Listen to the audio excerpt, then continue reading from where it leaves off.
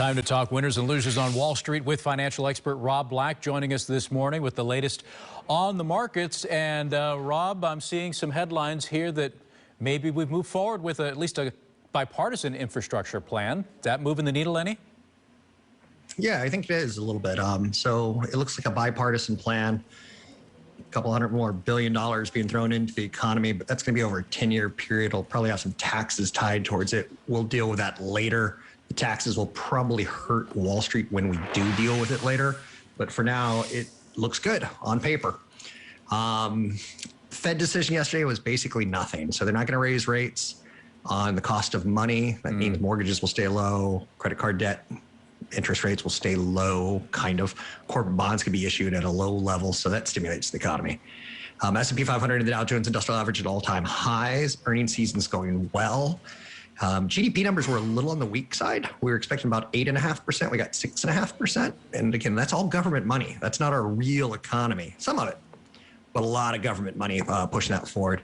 So this is the big headlines today. Robinhood's coming public as an IPO, ticker symbol HOOD, H-O-O-D.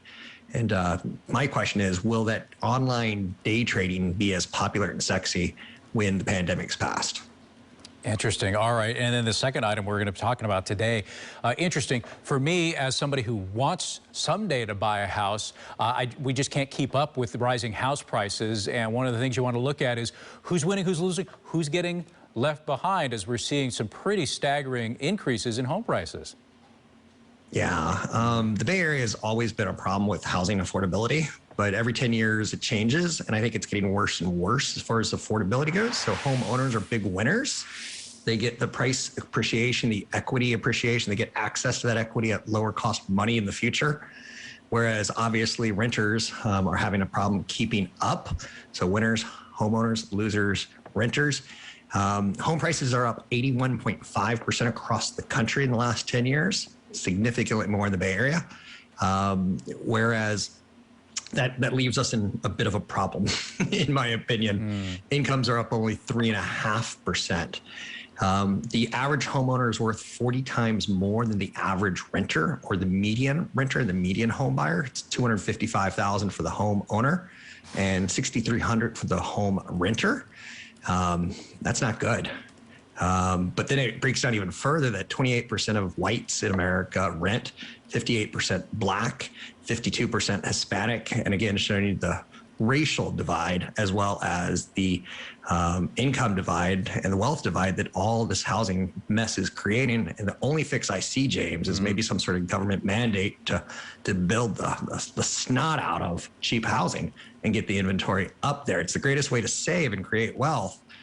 But home builders aren't incentivized. Yeah, if you can't get your foot in the door, you can't live that quote unquote American dream. It's really tough. All right, yeah. Well, we'll see where a solution can be found going forward.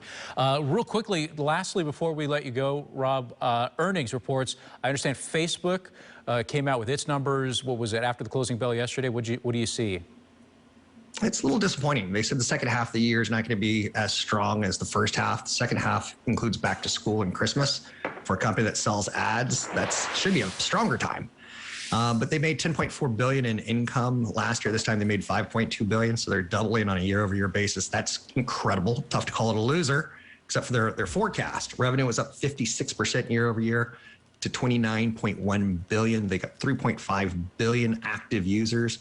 On a monthly basis, 2.9 billion. On a daily basis, 1.9 billion people will check into WhatsApp, Instagram, or Facebook day.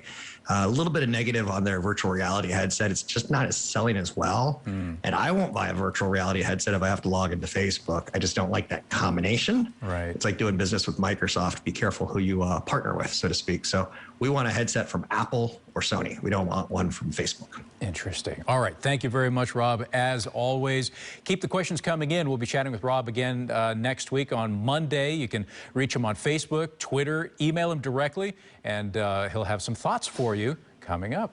Thank you, Rob. We'll be right back.